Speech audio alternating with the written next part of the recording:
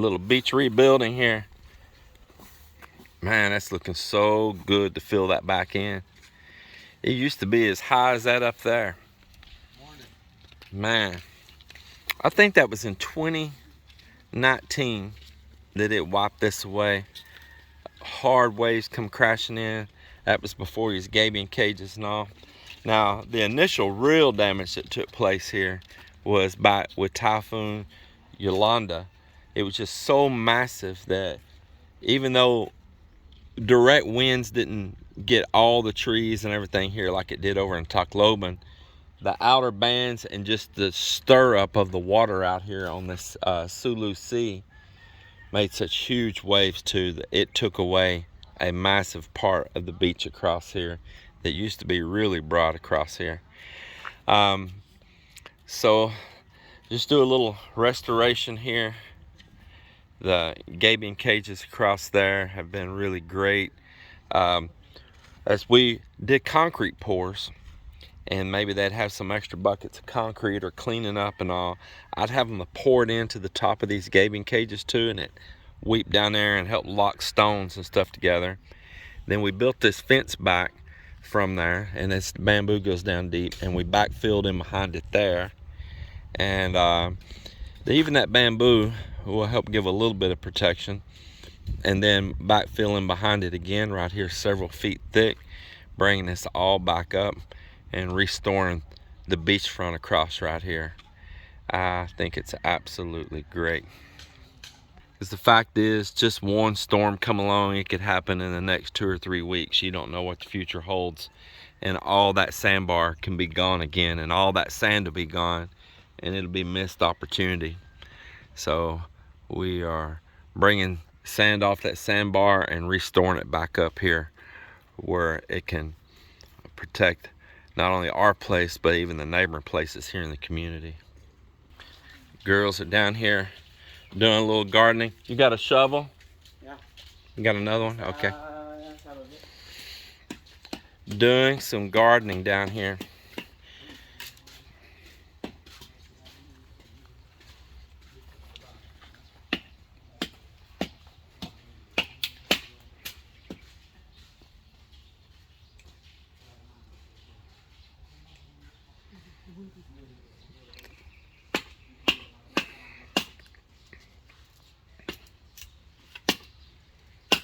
You're making you a fence around that? Is something going to grow up against it? Yeah, and plus over to the... People don't step on it? Yeah, and then if there's a fence, it means it's private. I'm gonna put trespassing. So are you trimming some of that water spinach to replant it or something? Or is that sweet potatoes over there? Which one? That one is sweet potato. That's sweet potato, isn't it? I need to start the new one because when we come over here, they're like a bush. Yeah. I want to restart a fresh one. Yeah, trim them back and start again. Yeah.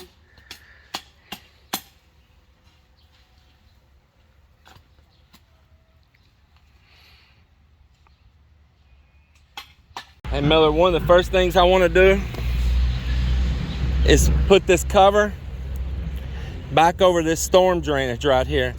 When they were looking for that python snake, they flipped this over, and now it's open and it's dangerous. Yeah. We need to get that back on here, okay? Because before we'll remove that bro because the big snake before. Yeah, but they didn't put it back though. Maybe you can take that shovel and knock that grass back. But here, let me show you that, and let's walk over here real quick and let me show you the other. That way you know what to be doing while I'm gone.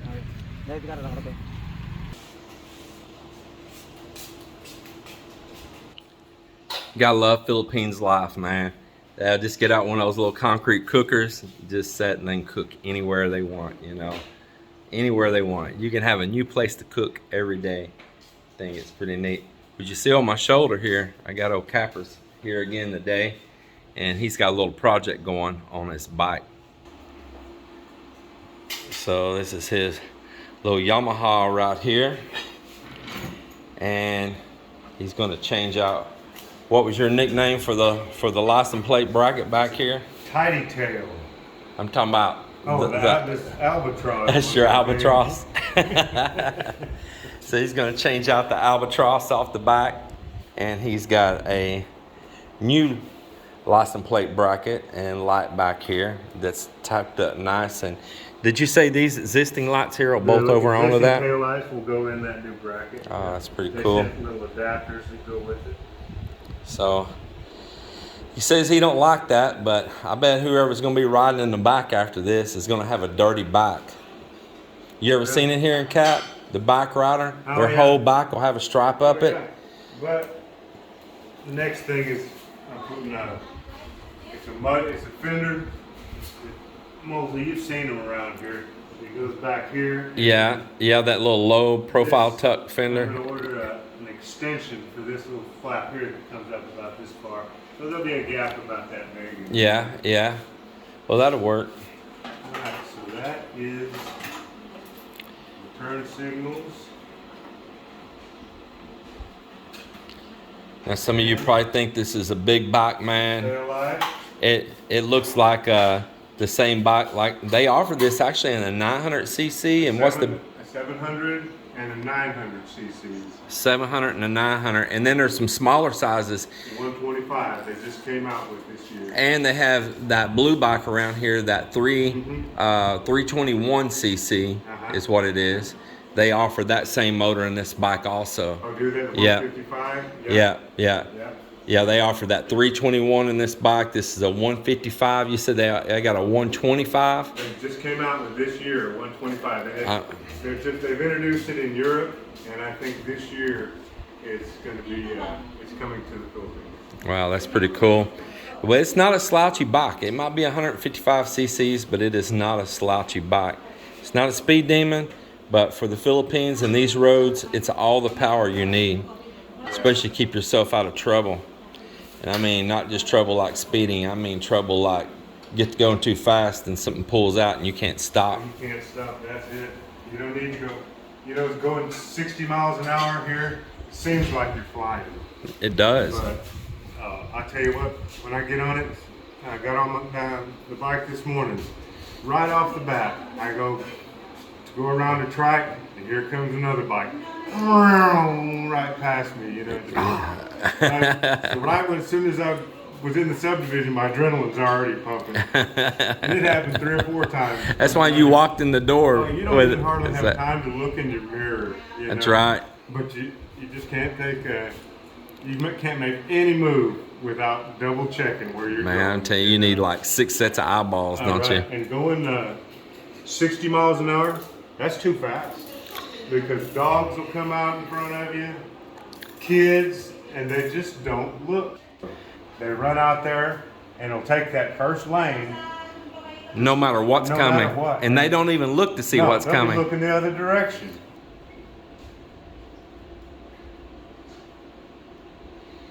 I think it looks good right there. Just put the seat back on. I know it. They make a different style that eliminates the fender completely. Yeah. And I really like the way it looks. Yeah. But I got to figure out how these come out of there. Yeah, man, the girls just cooked up a nice little soup right here. Look at that, man. It's nice. Bet that's it's got made bamboo shoots and all in it. with coconut milk is what it looks like. Yeah, it's very, very nice. Okra we grew right here. Quite a few of these ingredients are from right here. As you see, I got me a little fish here that is also. So good. You like it, huh? That is delicious. I love this coconut milk. Yeah, and that's with bamboo shoot. And that's eggplant. And that's some of our okra. A whole bunch of these ingredients are from right here. That's when you're living a good life, when you can grow a lot of your food right here on property. So he got the albatross, as he called it, off of there. That was the old one. Stuck really all down. It does look better all tucked up like that. Hard to believe that bike's just a 155, man. It's water cooled, good running bike too. Cap and I got together and we ordered these risers right here, and because the handlebars used to be way down here, we ordered these risers to bring it up and fall back. That yellow Harley you had, it had a little bit of the cafe racer styling and all the it. Style just like that. Yeah. What model was that, Harley? It was an FXDX. FXDX. And that was good. It was a yellow and black scheme on it. It was a Sport Glide. Sport Glide. Super Glide Sport, something like that. Super Glide. You don't remember Super Glide Sport? Super Glide Sport. Well, everybody, it is the end to another day. Almost 8 o'clock, and I have been busy doing several little honeydews around this house, trying to punch little items out in between our chores and our personal things that we're getting done, and kind of just enjoying not doing too much too fast. But I enjoyed the day with Cap here. He come out this morning, helped me take my truck and drop it off at Joe's Off-Road, getting hitch put on the back, getting my oil changed, getting everything lubed and serviced, and the leaking master cylinder on a late model truck fixed as well. And then we worked on Cap's bike, and I organized the garage, you know, just those things. And then Cap come up here to help me do a task. And that task is we've been putting up ceiling fans. So I didn't have to go up and down ladder a million times. Cap put the fan blades and different parts together and passed them up to me. And I got this ceiling fan in. And then he had to go on home, so I've continued putting this one up by myself here right now. So I'm happy to get these ceiling fans put in, and it's gonna look really good, have both of those. And then I think over the next few days, I'm gonna be putting up our permanent lights up here on the ceiling as well, and take these temporary lights down. Now, many of you may remember that I'm doing these LEDs, and I made those little custom rings that the light snaps into, and that is just a solid concrete ceiling up there. No drop down, nothing to get damaged. There's no sheetrock or plywood to get damaged. There's no metal or wood in behind there, the rot or rust. And all the electrical's just embedded in. The boxes are embedded into the concrete, nice and clean.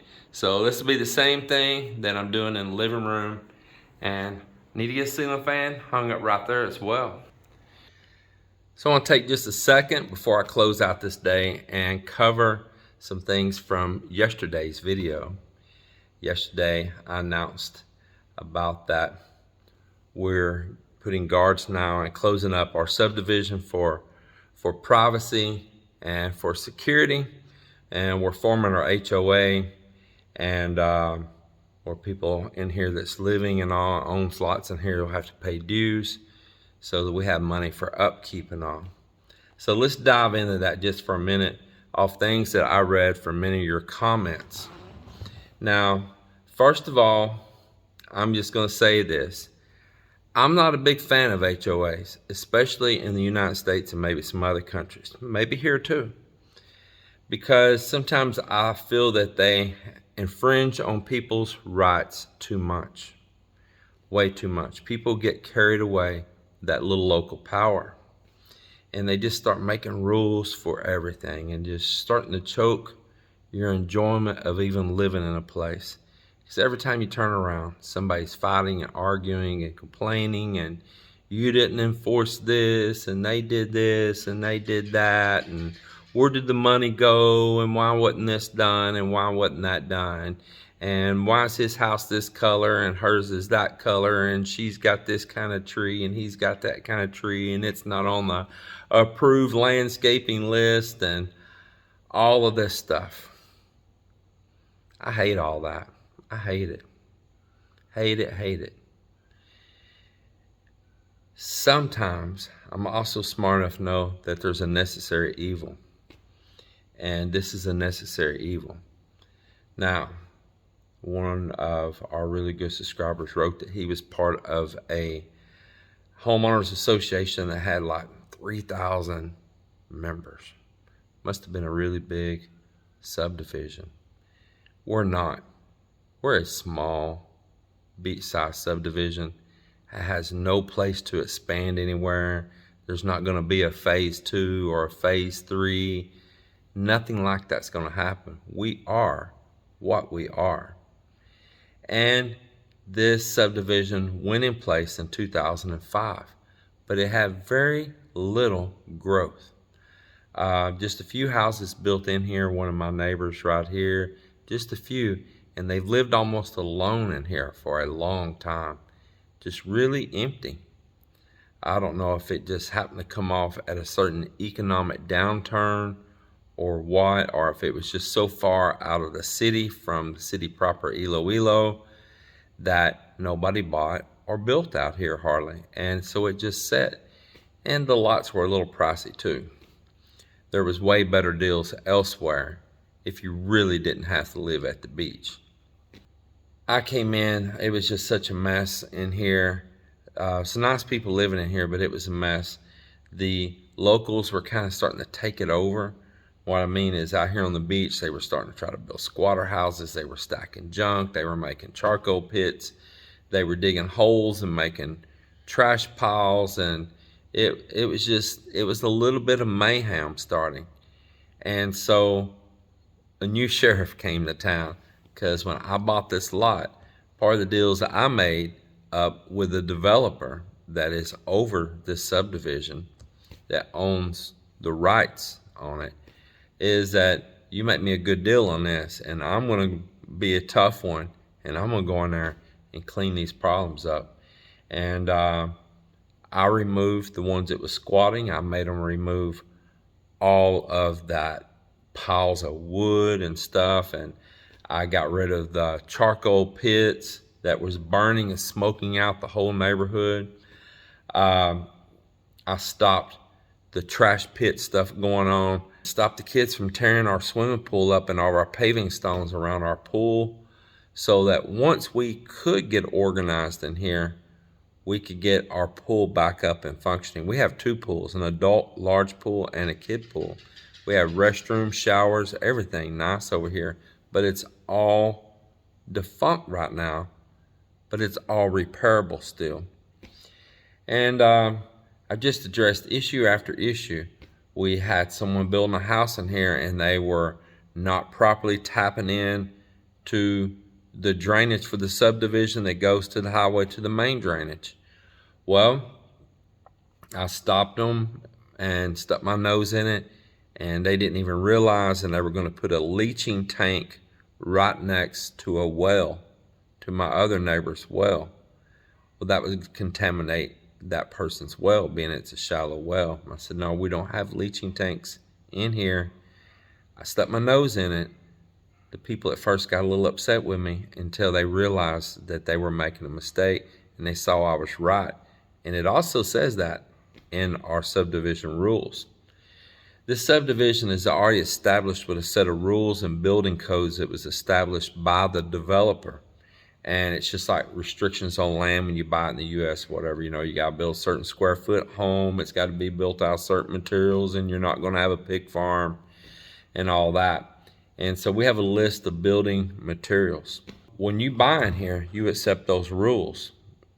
Not even part of an HOA, you sign an agreement with the developer that you're going to build to this certain standard, and you're going to build with off the street parking, not parking on the street, all these things. So this is really good. And they won't sign off on your building permit with the city until you agree with all that, and the subdivision developer approves your plans and sees that it meets these requirements, the offsets off property line for where future sidewalks will be, all of these things. That's one of the benefits of our subdivision. And because of that, maybe it costs a little bit more for people to build in here, because they do have to follow a certain regiment of rules and building materials than some other houses. But that's wonderful because we're a small subdivision. There can only ever be so many of us in here. 30 to 50 maybe at the most. And that is because many of these houses are built on multiple lots. They might buy 3 lots side by side and build one big house on it. And that's happened in here, numerous places in here. And as that happens, that shrinks the opportunity of there being a lot of small houses, lot by lot by lot, jam-packed upon each other.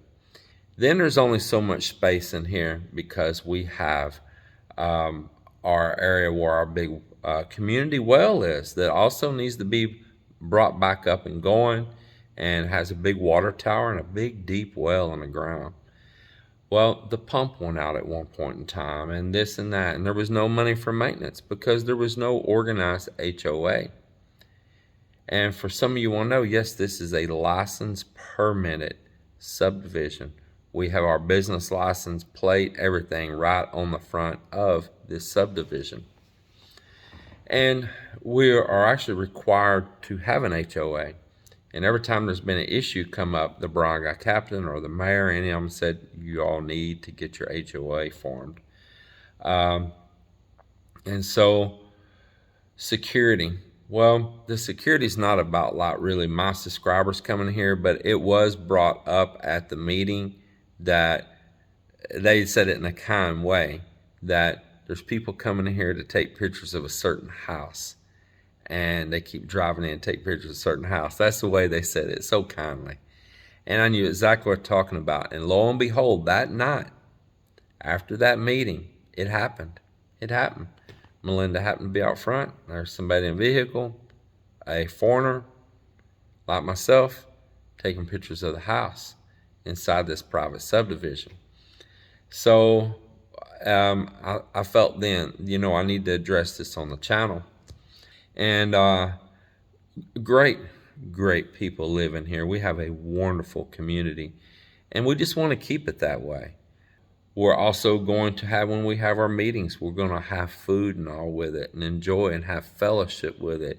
And we discussed that we'll have a meeting each time at a different person's house, and really get to know each other and make a stronger community. And we can easily do that because we are a small little subdivision. Many of you looked it up, you see. We're a small little subdivision. So we're easy to maintain. Honestly, I would not take on the role of this if we were a big subdivision. Oh my God, I don't want the headache. But I've really invested into this neighborhood. I've really wanted to see it stay a wonderful neighborhood for our future, for our investment here. It's time that we secure our community. What would you do in your community? And so this is a private place. It's private streets. It's not public. I had a commenter say, I'm desubbing from you. Some of you seen it.